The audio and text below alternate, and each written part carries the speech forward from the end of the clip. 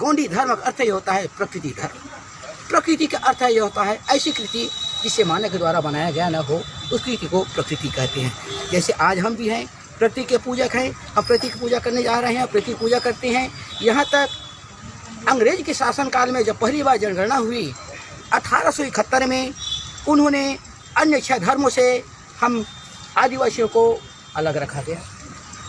Schedule tribe, schedule caste, अंतिम में उन्होंने हमें अमित नाम दिया गया। अमित का अर्थ होता है प्रकृति पूजक। उन्होंने आदिवासी को 6 धर्मों से अलग रख करके प्रकृति पूजक रखा गया था। किंतु 1939 के बाद फिर से जनगणना हुई, हमको कहा गया वहाँ अमित शब्द, उसी की हम मांग कर रहे हैं। और 2011 में जब जनगणना हुई, उस समय अन्य का नाम दिया गया था, जिसमें हम लोगों ने गोंडी धर्म लिखा। और सरकार के रिकॉर्ड के आधार पर, वहाँ दिल्ली सरकार रिकॉर्ड के आधार पर गोंडी धर्म की मानने वालों की संख्या 10 लाख तथा सरना तथा आदि धर्म के मानने वालों की संख्या 1 करोड़। आज उसी 7वां कलम की हम मांग कर रहे हैं, जिससे हमें अपनी पहचान को बनाए रखने के लिए, अपनी संस्कृति को बनाए रखने के लिए, आज जो हमारी संस्कृति है, संस्कृति से पहचान बनती है। जिस तरीके से नीम का पेड़ है, नीम के पेड़ का प्रकार बताना पड़ेगा, तभी नीम का पेड़ होता है।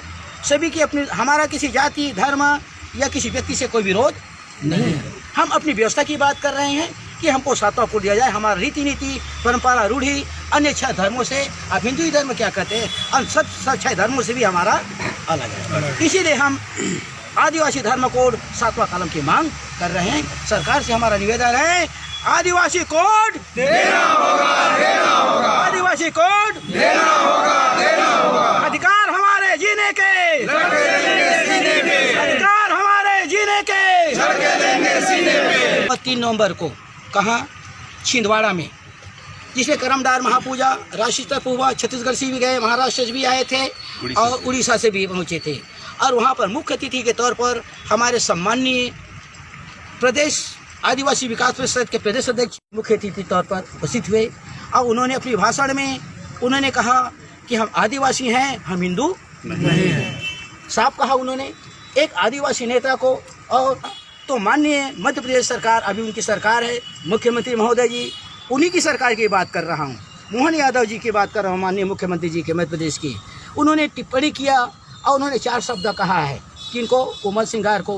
पहला उन्होंने कहा कि आदिवासियों को उमर सिंगार बरकरार रहा है और भ्रमित कर रहा है।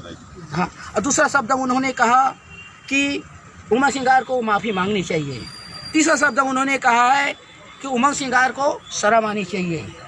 और चौथा शब्द उन्होंने कहा है कि आदिवासी उसको माफ़ नहीं करेंगे। तो इस प्रश्न पर हम जाते हैं, आपसे निवेदन है, हम जवाब देते हैं माननीय मुख्यमंत्री महोदय जी को। हमारी आवाज़ जाना चाहिए कि हम आदिवासी हैं, हमारा धर्म, हमारी रीति नीति, परंपरा, रूढ़ी सब अलग है।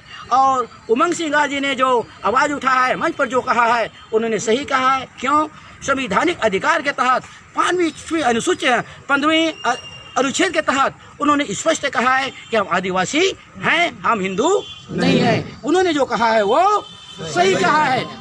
उमंग सिंगार जो कहा है सही कहा है। आदि उमंग सिंगार आगे बढ़ो, हम तुम्हारे साथ हैं। उमंग सिंगार आगे बढ़ो, हम तुम्हारे साथ हैं। अधिकार हमारे जीने के, लड़के लेंगे सीने पे। आज स्थिति बनती है। मुख्यमंत्री जी ने